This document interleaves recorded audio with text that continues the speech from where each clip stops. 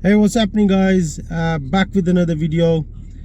Make sure you watch this video till the end. It's gonna be a very interesting video. First thing is first, though, I'm at the gym now. Gonna go and do my workout, and after my workout I'm gonna actually go and show somebody one of my properties, and then I'm gonna go to my office and I'm gonna show you A to Z of how you can buy a property from auction, what I exactly do, the procedure.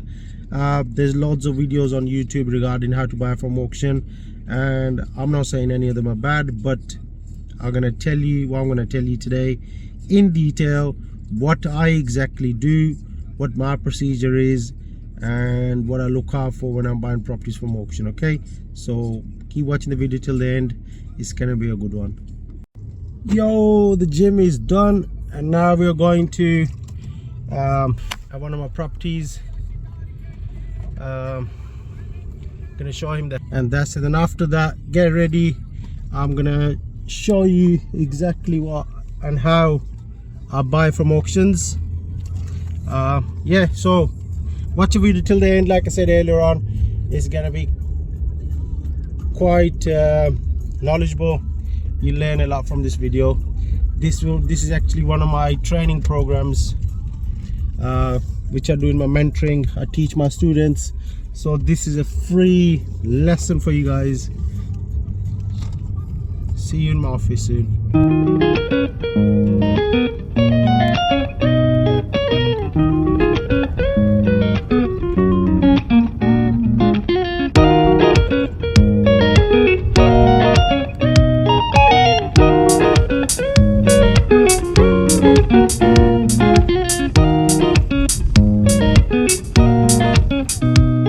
So guys, here I am in my office.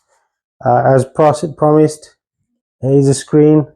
Hope you can see the screen properly. I am going to actually take you through step by step what I do when I go to buy a property from auction. Different people have different ways to do it, but I'm going to show you my way, and I think it's a really good way where you can actually make sure that all the areas are covered, that you don't make a mistake when you're going to buy a property from auction. In this video, we're not talking about purchase of any other sort of property.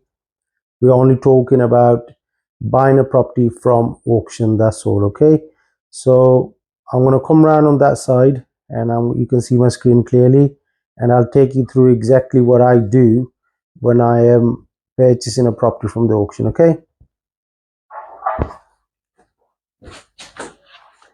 so as you can see my screen now,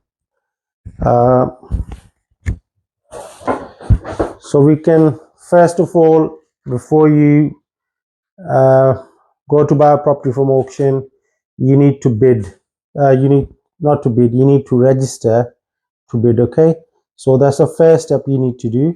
So you can do that from a button there, or you can do it from when you go into any auction properties website, register to bid, because it doesn't cost you anything, although they might ask you for your credit card or debit card, but they don't take anything from your account unless you bid on the auction day, and you make a successful bid. Okay, and that's when you have to pay the fee first, like at least 10% deposit to buy a property. So when I'm looking at auction properties, I actually look at least 20 properties if I'm going to buy from the auction, although I'm only going to buy one or two properties in the auction, but there's a reason behind why I look at exactly 20 properties. Okay, people might say they look at one or two and they go and bid for them, but my reason is that if I've got more properties I view, then I can actually shortlist 7 or 8 out of them really good ones for different purposes. For example, the property could be good for a HMO, the property could be good for flat conversions, it could be a commercial to residential, it could be good for a HMO, it could be good for a flip. So when I go to view all those properties, I have all those different strategies in mind, what I can use different properties for. That's why I view at least 20, then I shortlist 7 or 8 out of those. And I'll show you that when you're going to research on one property, there's a lot of homework what you need to do. So I'm looking at lot 14 here now. It's a 2B and 1 and 2 Clifford Street, Wolverhampton, WV60AB. Okay, here it says a 4-bed end terrace property in Wolverhampton.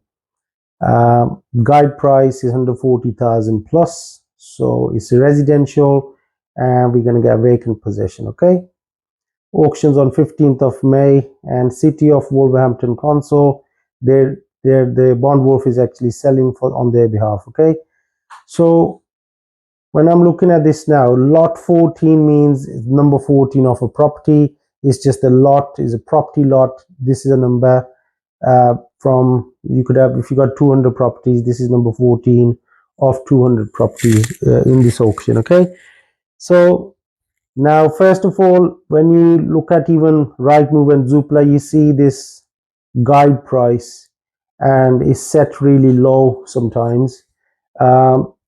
Guide price is just a guide, so it's not the actual asking price, so the price can actually go up beyond the guide price. Okay, so be very careful. So if I'm to look at this property now, so I'll click on it, and then it gives me all the information. I'll quickly go through the photos with you. So it's the property is totally run down. In some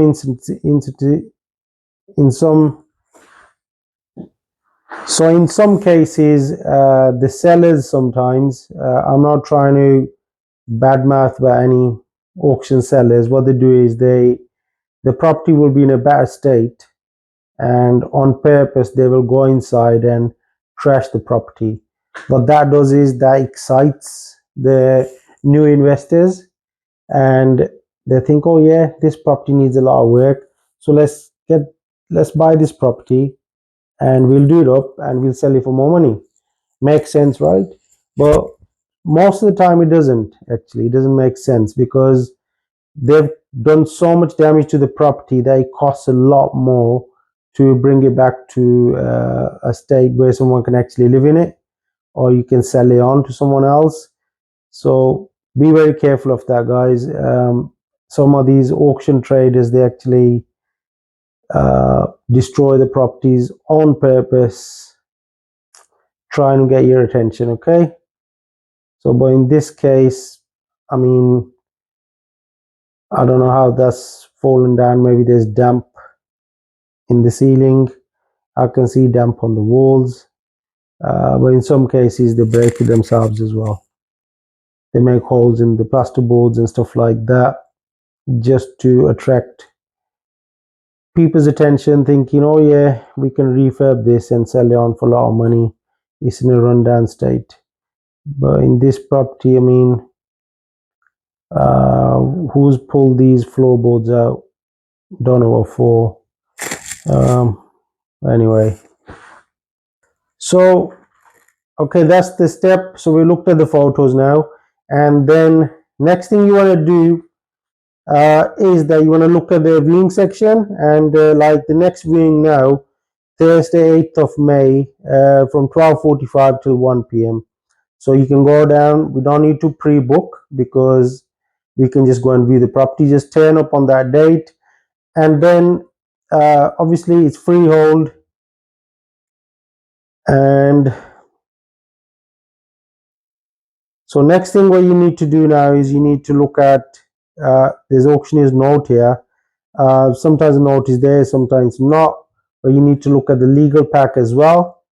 So legal pack's there, so we'll look at that in a minute. Viewing schedule, we had to look at the bottom of this page anyway, so you can actually view it. And then some properties you can make an offer beforehand, okay, before it goes to auction, but looks like this one hasn't got that button there to make an offer, so more than likely we can't make an offer beforehand. Okay, we have to wait till the auction, and we have to bid for this property.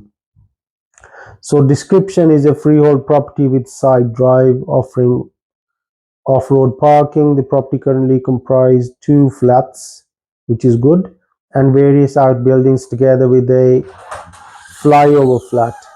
It will be a condition of the sale that outbuildings and the flyover flat be demolished, which will allow scope to redevelop the site, while the existing house must remain as a single dwelling or continue as its existing use as 2 flats.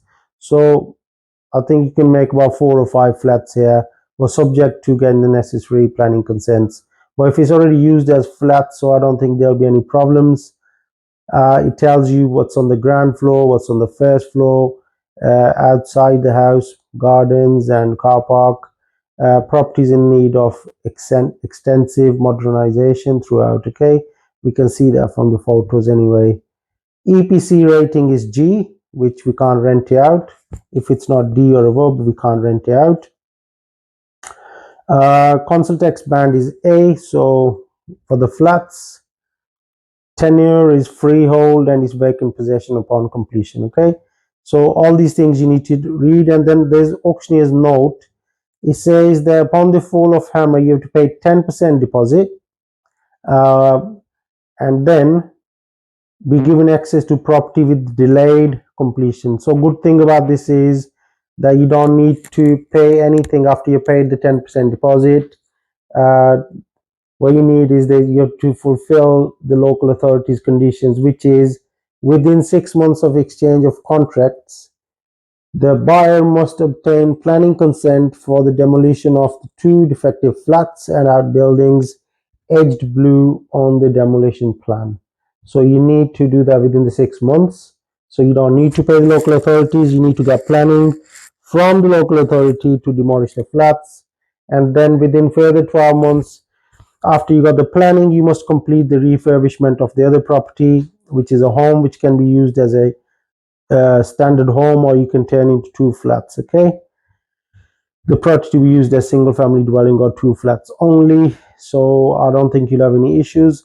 So the completion of the sale is after the 2 points have been met within 6 months of planning, then 12 months to refurb it, and then you'll complete. That's when you need the money to actually pay Wolverhampton Council, which is good stuff. Okay, but then in addition to the purchase price, you need to pay the council's fee of £2,500. Okay, and that's going to be paid, and then obviously you got to pay auctioneer's fee as well. So I always read all this as well at the bottom, the small print, uh, and particularly this one, costs at auction. So obviously when you buy on the exchange of contracts, you have to pay the auctioneer's fee. Their administration fee is £2,340, including VAT. So that's 1950 plus VAT, so 2340. That has to be paid on the drop of the hammer with 10% of the deposit as well. So you gotta keep all this in consideration when you're doing your budgeting of all these extra fees. Okay, and then after I've done this, obviously I'll go and view the property. If I like the property and if I think that is fit for purpose, what I want to do with it, that's when I'll come back and I will open the legal pack. And then obviously you got to have a passport with Bond Wolf to get legal packs. It's free of charge, just register with them. But here it says the documents are not available yet. They will notify me, they will email me once the documents are there. So yes, we can't read the legal pack. Okay, so just for the sake of this video, I'm gonna find a property which has got legal pack with it, and we'll read the legal pack together, so we'll know exactly what's going on. Let's see, this one, lot 15, although I'm not buying it, but this one's the same. There's no legal pack with this one.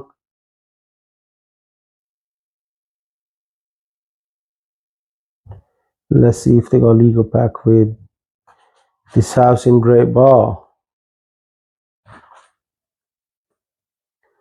Again, No legal pack. I don't think the legal pack's available for these. What I'll do is I'll try to go into past auctions if I can find a legal pack of past auction.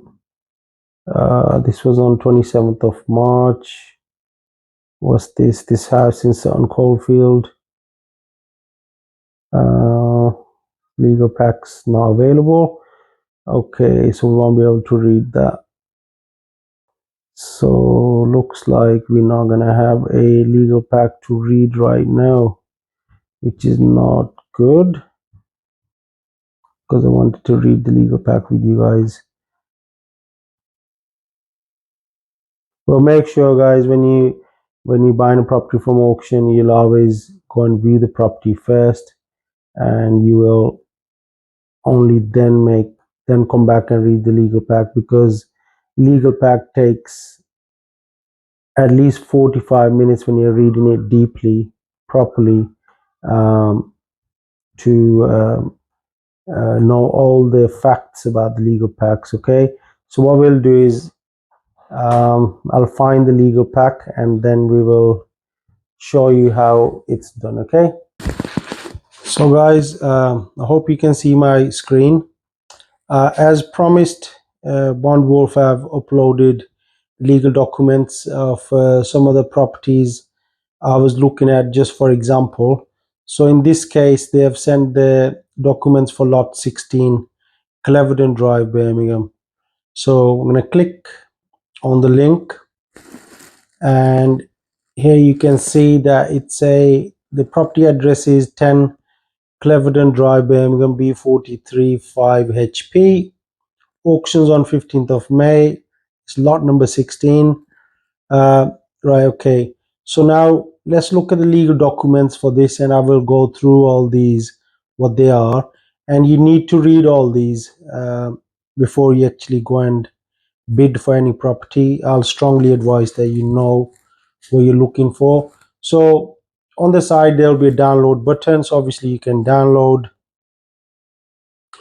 this, all the paperwork. So this one is, as you can see, clearly it's from Severn Trent Water Report. It's for the drainage and water search. Okay, it's con 29 DW document. The property address is there. Obviously this will tell you where the drains are and what's going on with the drainage, with the water. This tells you whether the response represents a typical situation for a residential property. This flag means that attention of the purchaser is drawn to this response, and if there's a red cross, that means it's a very uncommon situation for a residential property. So you need to read all these. So let's go ahead and have a look. Looking at the right side here, there's all green ticks apart from this one. So you need to look at this one. Like for example, where the green ticks are, like for this one, for the maps 1.1, where relevant, please include a copy of an extract from the public sewer map. It says the maps provided, so it's a green tick. This one's flagged up 2.4. It says, does the public sewer map indicate any public sewer disposal main or lateral drain within the boundaries of the property? It says no, but it's flagged it. It says see the details. So details will be at the bottom. Although there's others as well, see details, but they're all green ticks, so you don't want to worry about them too much. But you want to have a look at this 2.4. We're going to have a look at this in a bit. This is the plan of the drainage, and this is the property on Clevedon Drive. So it just indicates which way the drainage system is going. And let's have a look at, that's our property there. Let's have a look. Now look at this.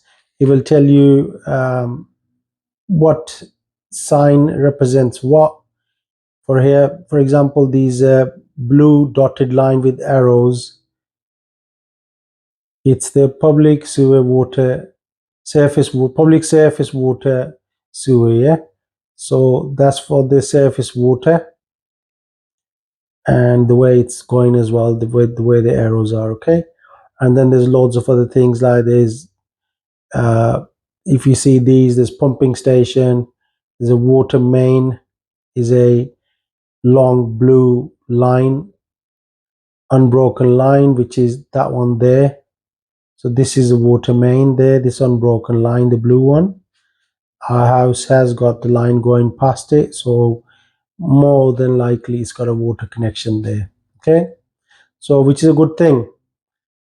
So now we need to remember that 2.4 which was flagged up. So you need to go down, you need to carefully read exactly what's going on there. It says the answer to that is, the details are that the public sewer map does not indicate any public sewers, disposal mains, or lateral drains within the boundary of the property, which is good. However, following the private sewer transfer on October 1st, 2011, there are lateral drains and public sewers which are not recorded in the public sewer map, okay.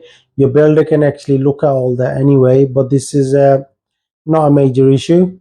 Most of the auction properties will have things like this, where they're just covering their own back regarding the sewers and pipes.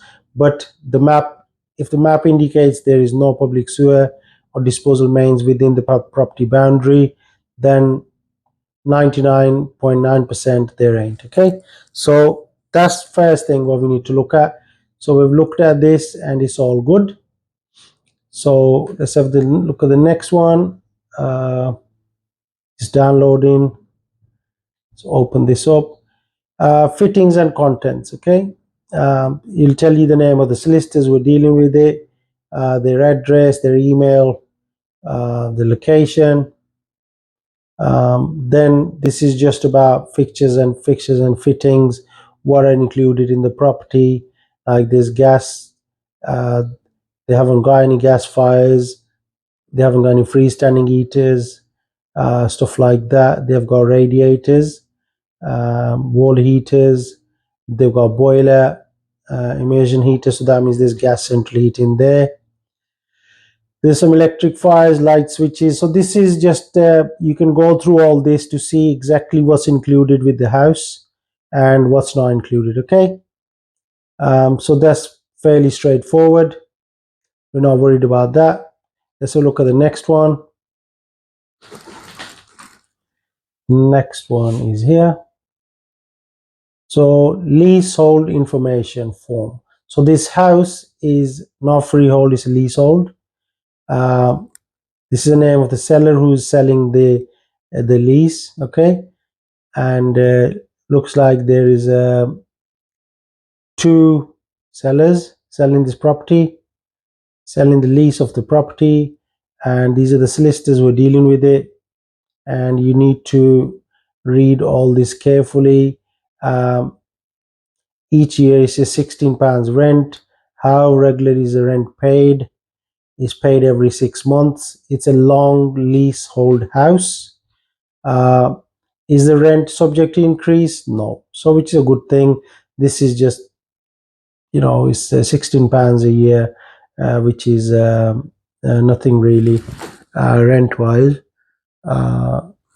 So then you need to read all this ownership and management, who owns the freehold, a person or the company that is not controlled by the tenants. Yes, so the person who's selling it more than likely owns the freehold. So we go through all this, okay. In this case, we needed to look at the costs. The costs are not that high. If we were to buy this property, we know that we need to pay £16 a year, £8 every 6 months the rent has to be paid. And we'll go through and read all these answers to these questions very carefully, okay. So here it says, please supply contact details for the following where appropriate. The landlord may be, for example, private individual, housing association, management company, owned by residents. So in this case, they have provided the name of A.H. Field, AH Field properties, if I can read carefully properly, Pinnacle House, Harborne Road, Edgbaston, Birmingham. So this is a landlord. If it's a management company, it'll be here. So this is a landlord. Looks like a company owns this house on leasehold and they're selling it on now. Okay, so it's a long lease. It will actually tell you in all the paperwork how much lease is left on the property as well. So you need to read all this carefully. And let's move on to the next bit. Next bit is this one.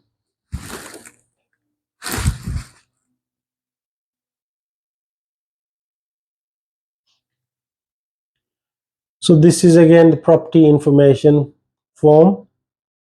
You got this list of details there, boundaries, who is responsible to maintain the boundaries. On the left, the seller is responsible. On the right, the neighbor is responsible. At the rear, not known, they don't know.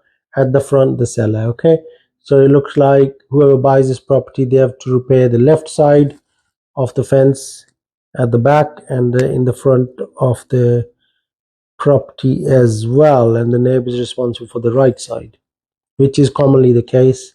Sometimes it's very rare, it's the other way around. Okay, so this form is just about all the information about the property, what's your right of ways, or if there's been any alterations, any planning, any building control, whether new windows were installed, double glazing or anything.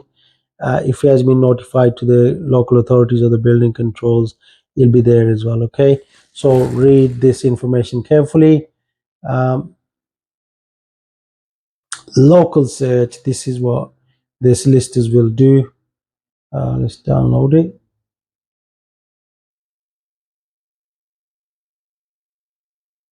So local land charges entry, quick summary of the search. This is local land charge entry, yes. Planning history, no. Building regulation application, yes. So there was a building regs application and there was a planning or proposals on this property as well. Okay, roads are adopted, which is good. Public right of way, no, there's no public right of way through the property. There is not any plan to have a rail going through it or any road schemes. Coal checker, okay, there's a risk, so we need to read that. HS2 is clear.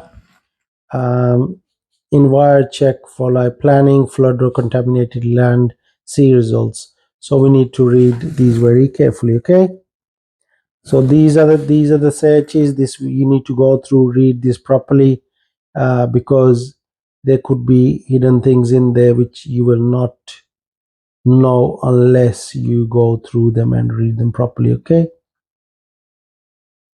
so this is explanation of what's what. Highway maintenance, a public expense, yes. So public right of way, no. So all this lies the property included in land required for public purposes, no, which is good. So you need to read all this, like drainage matters. The council records do not allow provisions for comprehensive answers in relation to this question. That's fine. We've read already earlier on in previous reports. Nearby road schemes. The center line of a new trunk road, special road, specified in any order, draft order or scheme.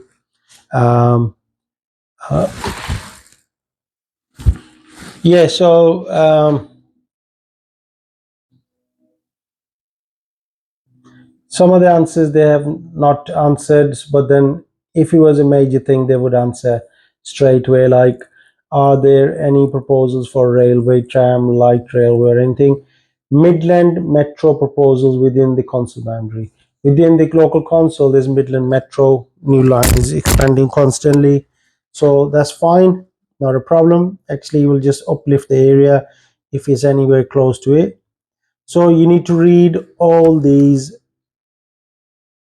uh, uh, any charges what the local authorities have got. CIL is a council infrastructure levy charge. Um, so the local authority planning department, you're going to contact them and ask them what the charges are, what it's for. It's called CIL, sale charge. Normally it's on when you're building new builds, you have to pay a sale charge because you're changing the infrastructure. Okay, so that's it. Okay, so you need to read every single column. You should read it. I'm going flicking through it, just telling you quickly because this is not a detailed um, um, class what we're doing here. I'm just showing you that exactly what kind of things you need to look for when you're reading the legal packs. So after that is the official copy of the property. So again, you can read through this. You can read whether there is any who owns the property, who's owned the property, what the charges are, if there's any charges. In this case, AH Field, that's it. Developers Limited, that's the name of the company. They're registered in Edgbaston, Birmingham. Okay, that's the company registration number. So they purchased the property, being paid on 30th of March 2007 for the land in this title, and the property was £221,136. That's what they paid for. Okay, then there's registers, there's charges. On this register you can check, read through this properly, make sure there are no hidden charges. um, Make sure that some people take loans out on properties and stuff like that, so the other banks have got charges on them. Some properties have first charge and a second charge. You need to be careful of that as well. Okay, so just reading through this. So there you go. It tells you here that there's 99 years of lease on this property from 25th of March 1960. So the lease is about to run out. Okay, that's what you need to read. That's why you need to read all these paperwork really carefully. So here's the plan of the property, the boundary, the red boundary there. That's if you buy this property leasehold, that's what you will get. If you can see my little arrow there on the screen, you see the red mark there. Yeah, so then we move on to title register and the contract. Okay, so in the contract you will see that how long you've got to complete. It's a leasehold property, that's the title number. Completion date is 28 days. So from the day you purchase the property, you'll have 28 days to complete. The contract rate is 4% of the Law Society's interest rate. And then you need to read all these conditions very carefully. It will tell you in these conditions that the buyer that you expect accepting that you have seen the property and you're going to buy it as it is. Uh, any rubbish, anything left in the property, you've already seen it and it'll be left there. The seller is not obliged to remove any of that. So basically, sold as seen, and then the seller is agreeing to have the property transferred in their name. Sorry, the buyer. If you want to put it on someone else's name, it's £300 plus VAT fee. So that's one fee you have to pay extra if you're going to change the name. You decide that you want to have it buy in your name, or then you say, okay, we're going to buy it in a limited company's name. And then there's the reason why you need to read this. The main reason is the costs. Okay, they will mention the costs here. So Once you have purchased the property, no matter what happens, you have to pay 5995 payment to the buyer. It's just called the buyer's premium. All right. A lot of people put this in. I think it's a bit greedy, but that's how things work in this property world. Then on top of that, the auctioneer is going to have their fee as well of 995 plus VAT, which is in addition to another administration fee of 195 or plus VAT. So just crazy. So you bought the property for say £90,000, and the next thing you know, all of a sudden you're close to £100,000 by paying these fees. Okay, then you get to pay 10% deposit, although it'll come out of the price, the purchase price, but these are the costs you need to be careful of. And some people don't read these costs, read these conditions of sale carefully, the contract, and then they get caught out. Okay, so guys, these are the kind of things which I look for when I'm purchasing a property on auction. And I hope this the video is a little bit long, but I hope this video was helpful. And any questions you have, just leave them in the link below, and I'll be more than happy to help.